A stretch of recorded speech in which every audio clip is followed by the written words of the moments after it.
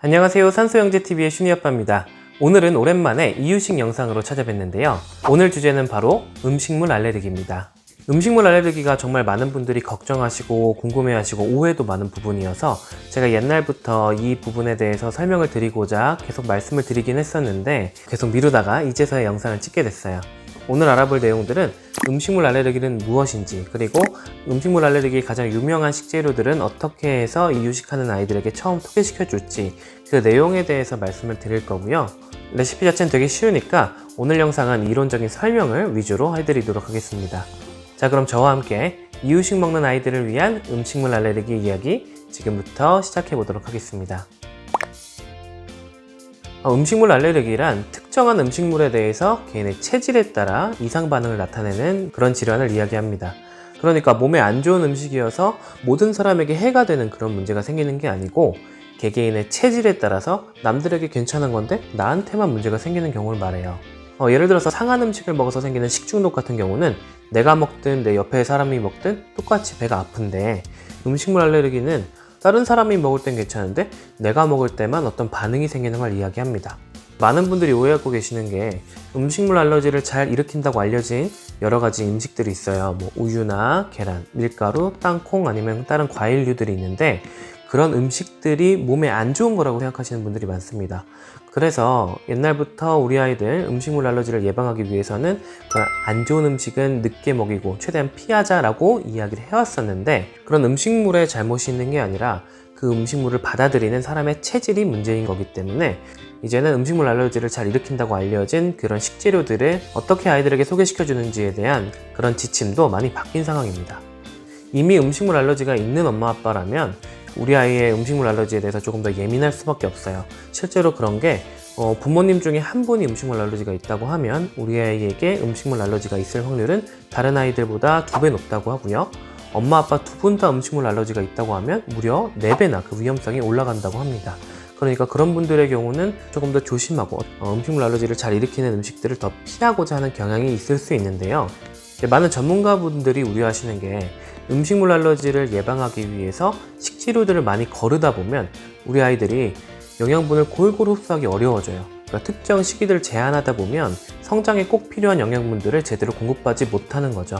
그리고 최근 연구에 따르면 음식물 알러지를 잘 일으킨다는 음식들을 나이가 많이 들어서 먹이는 경우와 이유식 단계에서 먹이는 경우를 비교했을 때 이유식 단계에서 처음 그런 음식들을 소개시켜 주는 게 오히려 음식물 알러지가 덜 생긴다는 게 밝혀지면서 이제는 이유식 지침에서 음식물 알러지가 걱정이 돼서 특정한 식재료를 나중에 소개하면 안 되고 이유식 단계에서 최대한 많은 것을 아이에게 소개시켜 줘라 라고 지침들이 수정되었어요. 그렇기 때문에 음식물 알러지로 가장 유명한 식재료인 우유나 밀가루, 계란, 땅콩, 그리고 사과나 복숭아 같은 과일들, 그리고 새우 같은 갑각류나 조개 같은 것도 이유식 단계에서 우리 아이들에게 소개를 해줘야 됩니다. 그런데 이런 재료를 이유식 단계에서 먹일 때 어떤 증상이 나타났을 때 그게 음식물 알러지인지 잘 아셔야 되잖아요. 일단 가장 흔한 건 피부에 증상이 나타나요. 입주위가 빨개지는 경우도 있고 몸 다른 곳에 두드러기 같은 게 올라오는 경우도 있습니다. 그리고 심한 아이들은 아토피가 생기는 아이들도 있어요. 그리고 피부뿐만이 아니라 이 위와 장, 위장관에도 이런 알레르기 반응이 오는데 그렇게 되면 아이가 배를 아파하거나 구토를 하거나 설사를 하는 경우도 생깁니다. 이런 피부 증상하고 위장관 증상이 같이 나타나는 경우도 있어요. 그리고 알레르기들이 항상 호흡기 증상도 유발할 수 있거든요.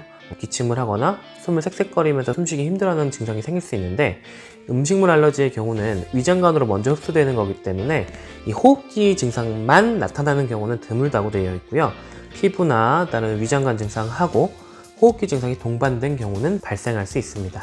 이런 증상이 나타나는지 관찰을 하기 위해서 항상 이유식에 새로운 식재료를 추가할 때 3일 이상의 시간을 두고 새로운 재료를 계속 추가하셔야 된다는 거 모두 알고 계시죠?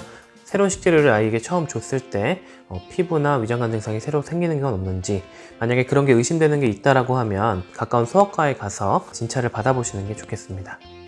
그런데 이렇게 설명을 들으시면 이미 아토피가 있는 아이거나 이미 계란이나 땅콩 같은 데 알레르기를 보인 친구들 같은 경우는 시기를 어떻게 진행해야 되냐 이런 거에 걱정이 많으실 수도 있는데요. 그런 아이들 같은 경우에는 평범한 아이들처럼 식재료를 막 추가할 수 있는 게 아니라 알레르기 전문가와 상의하면서 시기를 진행하시는 게 좋습니다. 왜냐면 한 가지 음식에 알러지가 있는 친구는 다른 데에도 알러지가 있는 가능성이 높고 특히 교차 반응이라는 게 있어요. 내가 계란에 알레르기가 있다면 다른 알 종류에도 알레르기가 있을 수가 있고, 내가 우유에 알레르기가 있다면 산양유나 양의 젖 이런 거에서도 알레르기가 있을 가능성이 높습니다. 그렇기 때문에 항상 이런 알레르기가 이미 밝혀진 아이들 같은 경우는 알레르기 전문가와 상의하면서 시기를 진행하시는 게 아이의 알레르기에 대한 예방 효과와, 그리고 음식물을 피하면서 생길 수 있는 영양소 결핍에 대해서도 고려하면서 아이의 성장을 돕는 데도 중요한 방법이 될 거예요. 그런데 우유 같은 경우는 이유식 먹을 때 치즈나 요거트 아니면 분유 이런 형태로 바로 먹일 수가 있고, 조개나 새우 같은 것도 바로 조리해서 줄 수 있죠. 그리고 과일을 준비해 주는 것도 어렵지 않습니다. 그런데 많은 분들이 진료 시간에 물어보세요. 그럼 밀가루랑 계란, 땅콩은 어떻게 준비해 주시냐? 일단 밀가루 같은 경우는 되게 쉽습니다. 제가 초기 이유식 미음 편에서 말씀드린 것처럼 그때 쌀가루를 이용해서 미음을 만들었거든요.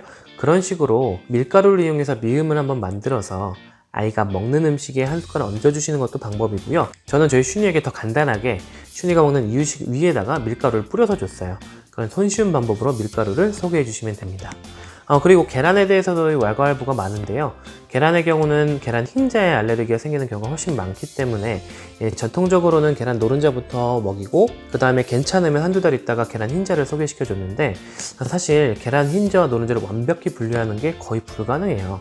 그리고 만약에 계란 노른자에 이상이 있다고 해서 계란 흰자만 먹인다, 아니면 반대로 계란 노른자는 괜찮은데 계란 흰자에서 알레르기가 있다, 그랬을 때 계란 노른자만 먹이실 거냐 라고 생각하면 그렇게 먹이기는 쉽지 않습니다. 계란 자체를 어차피 피하게 되잖아요. 그리고 계란 흰자에 알레르기가 있는 친구들 같은 경우는 계란 노른자에 알레르기가 같이 있을 확률도 높기 때문에 이 계란 흰자와 노른자를 분리해서 생각하는 거는 이제 무의미하다라고 해서 요즘 새로 바뀌는 지침은 흰자와 노른자를 같이 먹여도 된다라고 나오고 있습니다. 그런데 좀 우려가 많이 되시는 분들 같은 경우는 흰자와 노른자를 분리해서 먹여도 되는데, 굳이 한두 달의 간격을 두진 마시고 노른자를 먼저 먹여보고, 그리고 괜찮으면 한 3일 있다가 흰자를 먹여보시는 방법도 좋을 것 같아요. 그래서 오늘은 어떻게 하면 흰자와 노른자를 잘 분리해서 우리 아이에게 먹여줄 수 있을지 그 방법에 대해서도 말씀을 드릴 거고, 땅콩 같은 경우는 제가 안전한 식습관에 대해서 말씀을 드릴 때 땅콩 알을 그대로 먹으면 안 된다고 말씀을 드렸거든요. 왜냐하면 아이들이 질식을 일으키기 좋기 때문이에요. 그래서 이 땅콩은 도대체 우리 아이에게 어떻게 먹이는 게 좋을지 그 방법에 대해서 말씀드리면서 그렇게 준비한 땅콩을 활용한 간식까지 오늘 한번 만들어 보도록 하겠습니다. 자, 그럼 지금부터 이유식을 먹는 아이들에게 계란과 땅콩을 어떻게 소개시켜주면 좋을지 그 방법을 여러분들께 보여드리도록 하겠습니다. 우선 달걀부터 요리해 보겠습니다. 오늘 준비한 달걀은 슌이 외할아버지 댁 닭들이 낳은 청계란입니다. 우리가 보통 먹는 달걀보다 알은 작고 색이 푸른색을 띠는데 맛은 더 고소해요. 장인어른 장모님 감사합니다. 달걀은 흰자와 노른자를 한 번에 먹어도 괜찮다고 말씀드렸지만 걱정되시는 분들을 위해서 제가 썼던 방법을 알려드릴 텐데요. 날계란의 상태에서 흰자와 노른자를 분리하면 번거로울 뿐더러 완벽히 분리가 되지가 않아요. 그래서 저는 삶아서 분리했습니다. 달걀 삶는 거 못하시는 분들 없겠지만 저는 오늘 특별하게 팔팔 끓는 물에 삶을 거예요. 이렇게 삶으면 소금이나 식초를 넣지 않고도 껍질도 아주 잘 벗겨지게 잘 삶아지는데, 끓는 물에 달걀을 넣으면 무조건 깨진다고 잘못 알고 계신 분들도 많더라고요. 그런데 냄비에 물이 팔팔 끓을 때 이렇게 국자나 숟가락으로 살포시 넣으시면 깨지지 않고 아주 잘 삶아지게 됩니다. 센 불에서 달걀을 다 넣으면 중불로 줄이신 다음에 15분 삶으시면 완벽히 잘 익은 완숙란이 완성됩니다. 달걀을 찬물에 담가서 잡을 수 있을 만큼만 따뜻하게 식혀주시면 껍질이 아주 잘 벗겨집니다. 저는 진짜 이 방법 알고 나서 다른 방법으로 삶지를 못해요. 삶은 달걀은 바로 흰자와 노른자를 분리하면 되는데, 이렇게 보시면 노른자 주변에 흰자가 둘러싸고 있는 게 보이시죠? 이래서 흰자 노른자 분리가 완벽히 되기 어려운 겁니다. 이럴 때는 달걀을 절반 잘라서 분리하시면 정말 쉽게 노른자만 쏙 빠져요.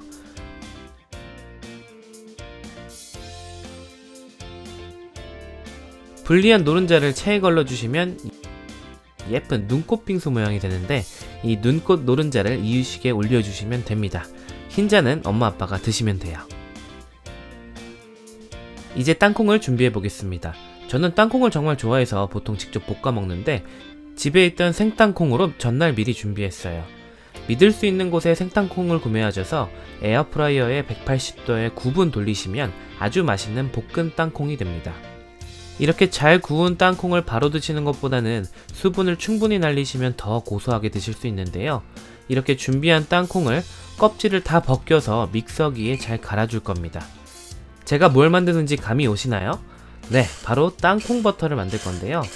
처음엔 가루가 서로 겉돌아서 잘 섞어주면서 갈아줘야 되는데 이때까지는 정말 땅콩 버터가 나오나 의심이 드시겠지만 잘 섞어가며 갈아주시면 우리가 아는 그 땅콩 버터 그 질감이 딱 나옵니다. 여기에 소금 설탕 간을 해주면 우리가 먹는 그 맛이 나는데 이대로도 정말 고소한 땅콩 버터가 되는데요. 이렇게 완성된 땅콩 버터를 이유식에 조금 올려서 먹여보시면 우리 아이에게 땅콩 소개시켜주기도 끝입니다. 저는 이렇게 땅콩 버터를 만들어서 슌이에게 쿠키를 만들어주곤 하는데 바나나 1개에 땅콩 버터 15g, 오트밀 30g을 넣고 잘 섞어주시면 됩니다. 저는 오랜만에 요리 촬영한다고 바나나를 나중에 엮겠는데 먼저 바나나부터 으깨주시면 훨씬 쉬워요.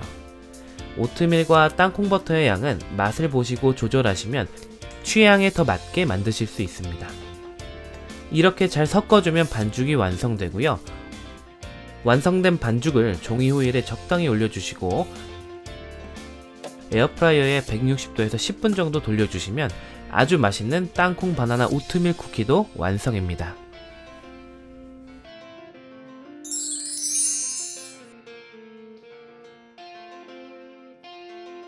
어떠셨나요? 오늘 레시피들은 정말 쉬웠죠? 이렇게 안전하게 우리 아이에게 새로운 식재료를 소개시켜 주신다면 우리 아이의 건강한 식습관을 잡는 데도 도움이 되고 음식물 알러지를 예방하는 데도 오히려 도움이 됩니다. 그렇기 때문에 너무 겁내지 마시고 차근차근 아이에게 다양한 식재료를 소개시켜 주신다고 생각하시면 좋을 것 같아요.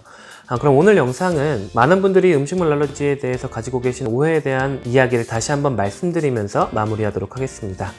첫 번째, 알레르기는 개인의 체질에 의한 문제이기 때문에 나쁜 식재료는 없다. 두 번째, 이유식 단계에서 최대한 많은 식재료를 소개시켜줘야 음식물 알러지가 오히려 예방이 된다. 세 번째, 알레르기의 증상은 피부 증상과 위장관 증상이 둘 다 있을 수 있기 때문에 새로운 식재료를 주었을 때는 최소한 3일간 그러한 증상을 잘 살펴보자. 네 번째, 이미 아토피가 있거나 음식물 알러지가 있는 친구들 같은 경우는 다른 음식물에 의해서 알레르기가 생길 수도 있고 그렇다고 과도하게 식재료를 제한하다 보면 영양결핍이 생길 수 있기 때문에 알레르기 전문가와 상의하면서 식이를 진행하자. 이 4가지 사실은 꼭 기억하시면서 우리 아이의 건강한 식사를 진행하시면 좋을 것 같습니다. 오늘 영상도 시청해주셔서 감사드리고요. 다음 영상에서도 우리 아이들을 위한 맛있고 건강한 이유식 레시피로 찾아뵙겠습니다. 감사합니다.